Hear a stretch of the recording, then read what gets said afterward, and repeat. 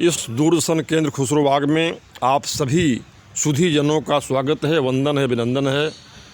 आज हमारे बीच में डॉक्टर दिवाकर त्रिपाठी, जो कि चिकित्सा अधिकारी के सम्मानित पद से 2009 में जुलाई 2009 में सेवानिवृत्त हुए हैं, आज हमारे इस ग्रुप की शोभा बढ़ा रहे हैं। तो मैं चाहता हूं कि इनका जोरदार तालियों के साथ स्वागत किया जाना चाहिए।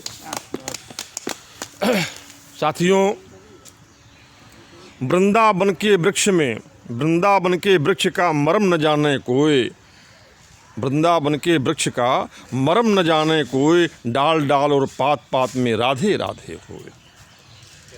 मैं समझता हूँ कि हमारे साथियों में से अधिकांश लोग वो बांके बिहारी का दर्शन कर चुके होंगे या आगे करेंगे। तो आज बांके बिहारी हैं कौन? ये प्रिया प्रियतम का संयुक्त रूप है बांके बिहारी। इस पर एक सुंदर लेख हमको मिला है, जिन्होंने कहते हैं गोपाल चतुर्वेदी का, जो कि आध्यात्मिक विषयों के लेखक हैं। तो मैं आपके साथ शेयर कर रहा हूँ कि उत्तर प्रदेश के मथुरा जिले के वृंदावन नगर में स्थित ठाकुर बांके बिहारी मंदिर में दर्शन करने हेतु देश के कोने कोने से लोग आते हैं।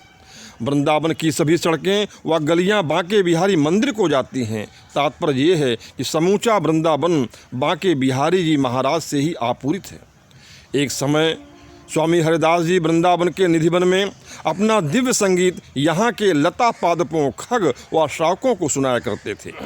बताया जाता है कि जब स्वामी हरिदास सखी भाव से विभोर होकर अपने आराध्य प्रिया राधा प्रियतम कृष्ण का गुणगान करते थे तो वे इनकी गोद में आकर बैठ जाते थे। एक दिन स्वामी हरिदास जी के शिष्य विट्ठल विपुल ने कहा कि आप प्रिया प्रियतम का प्रतिदिन दर्शन करके स्वर्गिक आनंद प्राप्त करते हैं, उनके साक्षात दर्शन हम लोगों को भी कराइए। अतः स्वामी हरिदास जी ने प्रिया प्रियतम के लिए यह केलिगान गाया क्या कि मायरी सहज जोरी प्रकट भई, मायरी सहज जोरी प्रकट भई, जुरंग की गौर श्याम घन दामिनी जैसे।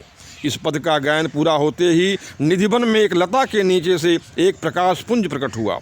उसमें से एक दूसरे का हाथ थामे प्रिया प्रियतम प्रकट हुए। कहा जाता है कि इस घटना के बाद स्वामी हरिदास उदास हो गए। भगवान श्री कृष्ण के पूछने पर स्वामी जी ने कहा कि मैं संत हूँ, आपको तो लंगोटी पहना दूंगा, किंतु राधा रानी को श्रृंगार कहाँ से करवाऊँगा। भगवान श्री कृष्ण ने कहा कि तो फिर हम दोनों एक प्राण और एक देह हो जाते हैं। दोनों उसी समय एक विग्रह में परिवर्तित हो गए। स्वामी जी ने इस विग्रह का नाम ठाकुर बांके बिहारी रखा और प्रकट हुए स्थान को विशाखा कुंड नाम दिया। यह घटना संवत 1567 की माघ शीर्ष शुक्ल पंचमी की है। कालांतर में यह दिन विहार पंचमी के नाम से प्रसिद्ध हुआ। स्वामी हरिदास निधिवन में बांके बिहारी जी के विग्रह की नित्य प्रति बड़े ही विधि विधान से सेवा पूजा किया करते थे। बाद में उन्होंने सेवा का कार्य अपने अनुज जगन्नाथ को सौंप दिया। बिहारी जी के विग्रह को 200 वर्षों तक स्वामी जी द्वारा बताए गए तरीके से निधिवन में पूजा जाता रहा। कालांतर में भरतपुर की महारानी लक्ष्मीबाई ने उनका अलग मंदिर बनवाया, किंतु यह बिहारी जी के सेवा अधिकारियों को नहीं भाया। अतः उन्होंने भरतपुर के राजा रतन सिंह द्वारा प्रदत्त भूमि पर भक्तों के सहयोग से संवत 1921 में दूसरा मंदिर बनवाया, जहां पर आजकल ठाकुर बांके बिहारी जी महाराज विराजित हैं। बांके शब्द का अर्थ होता है टेढ़ा। विग्रह कंधे, कमर और घुटने के स्थान पर झुके होने के कारण बांके बिहारी नाम से जाना जाता है।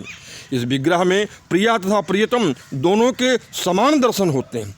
ठाकुर बांके बिहारी मंदिर के गोस्वामी जन बताते हैं कि एक बार मीराबाई ने जब बिहारी जी को एकटक निहारा तो ठाकुर जी उनके प्रेम पास में बंधकर उनके साथ चलने लगे। सेवा अधिकारियों के आग्रह पर मीराबाई ने बिहारी जी को वापस किया। तब से उनके दर्शन झरोखे से कराए जाते हैं। उनके दर्शन के समय थोड़े थोड़े अंतर पर बिहारी जी के सम्मुख पर्दा लगाया हटाया जाता है, जिसे पटाक्षेप कहते हैं, ताकि भक्तगण उन्हें एकटक न दे सके। कहा जाता है कि एक बार रामकृष्ण परमहंस भावावेश में आकर उनका आलिंगन करने के लिए दौड़ पड़े थे। मित्रों, इस लेख के साथ हम आप सभी को एक बहुत ही भावपूर्ण, भाव विभोर करने वाला भजन भी का लिंक मैं भेजूंगा, जिसकी पहली पंक्ति है कि ओरे पथिकवा वृंदावन ना जइयो। इसी के साथ बहुत बहुत धन्यवाद आप सभी को।